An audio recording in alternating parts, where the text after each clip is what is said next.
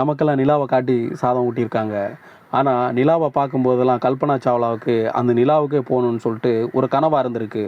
இந்தியாவில் ஹரியானா மாநிலத்தில் 1962 மார்ச் 17ஆம் தேதி பிறந்தவங்க தான் கல்பனா சாவ்லா. சாதாரண ஏழை குடும்பத்தில் பிறந்தவங்க தான்.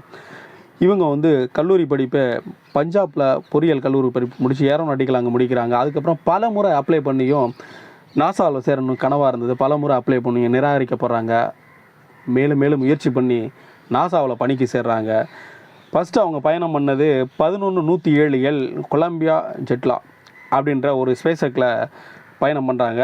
முதல் கால் எடுத்து வச்ச அந்த நேரம் தான் இந்தியாவில் வந்து முதல் இந்திய பெண் விண்வெளி வீராங்கனை என பட்டத்தையும் இவங்க தான் முறியடிக்கிறாங்க.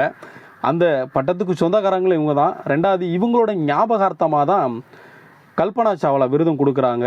2003ஆம் ஆண்டு ஒரு ஸ்பேஸ் அந்த விபத்தில் வந்து இவங்க இறந்து போகிறாங்க.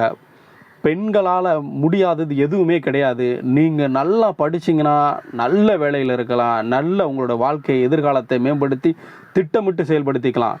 ஆனால் பெண்களால் பிறந்ததே ஒரு பாக்கியம் தான் நான் சொல்லுவேன். இந்த வீடியோ பிடிச்சா லைக் பண்ணுங்கள், ஷேர் பண்ணுங்கள், கமெண்ட் பண்ணுங்கள்.